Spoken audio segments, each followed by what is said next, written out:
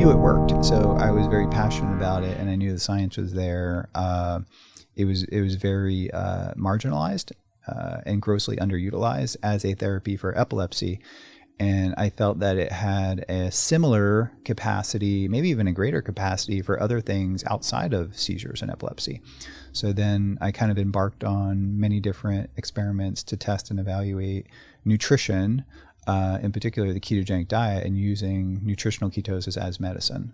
And that was a springboard. How specifically did the ketone esters affect Navy divers? So they have not been used in Navy divers in a registered clinical trial. Okay. So right now we have a registered clinical trial with Duke, and the protocol is there are people in the field using it that communicate with me in various capacities, and they measure blood. So they are sort of their own N of 1 experiments, but there are many N of 1 experiments going on.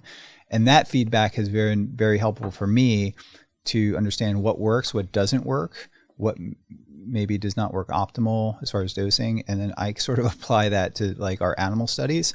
And our animal studies that are published, some of that information helps us to develop the clinical trials we have at Duke now. And the protocol for that is very, it's kind of simple in that they just do a modified sort of Atkins-like diet or modified ketogenic diet that's pretty liberal. And I think most people in the fitness community follow a similar ketogenic diet type approach. And the requirement is that you just get ketones up to 0.5 millimolar. And they choose people that are sort of in an age range of the Navy SEALs, I guess you could say, have maybe more of an athletic background. So they're kind of surrogates for the SEALs, I guess you could say.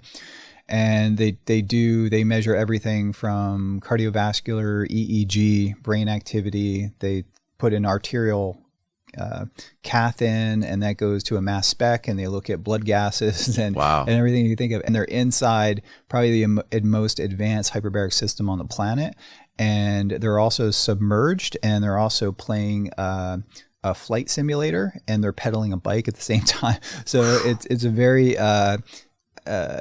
complicated setup and a very cool experiment. You could only do these sorts of experiments at Duke University. Yeah. But they just put them on a ketogenic diet for 3 days, and they give a supplement right before they get in, and it puts them into a mild state of ketosis, like maybe a state that I'm in right now. Mm-hmm.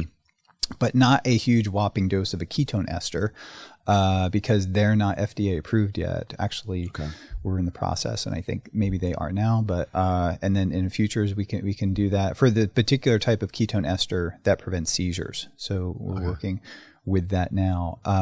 So the studies that are being done now with oxygen toxicity are to basically replicate what a diver would experience on a mission.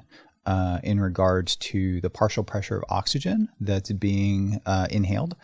And so they're inside a hyperbaric chamber, and they have a mask on, and they have people assisting them if they actually have a seizure. They push them to the edge of a seizure, and there's basically EEG signatures that will tell you, warn the person looking at the data that an impending seizure is about to happen, and that's when they cut off the experiment. Oh my God. So I was amazed that something like this got IRB approved, but it's a registered clinical trial on clinicaltrials.gov.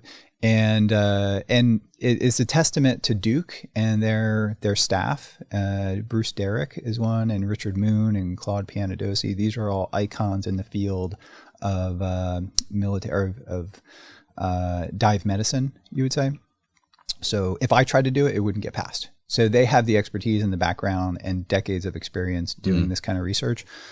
So that research is ongoing. The pilot study has been done, and now 40 participants are going through this protocol. And then the next round, what we want to do is do sort of an extended ketogenic diet, because we do think special operations guys, we do think the diet is feasible for special operations people to follow. Maybe not the whole general military, but for special ops, a low carb modified ketogenic diet is feasible. And now exogenous ketones are palatable, tolerable, and efficacious for elevating ketones. So we have sort of two technologies, one being a specialized diet and another being a specialized supplement that, if consumed, will protect the individual likely better than anticonvulsant drugs that we have. And not only would it protect them from oxygen toxicity seizures, which makes diving safer, we think it also has a capacity, after you're adapted to the diet, has the capacity to preserve performance resilience. So if you're at 1 atmosphere on land and you follow a ketogenic diet, your performance is probably not going to increase that much. Mm-hmm. So some people advocate that a ketogenic diet will enhance performance under certain conditions in certain types of athletes, or a ketone ester will enhance performance. I'm not totally convinced of that data, and I'm a ketogenic diet researcher, so I should be biased. But I do think that when you take an elite level warfighter and put him into a situation where his performance will be compromised and he's in a state of nutritional ketosis, that his performance will be maintained in that extreme environment. We call that performance resilience.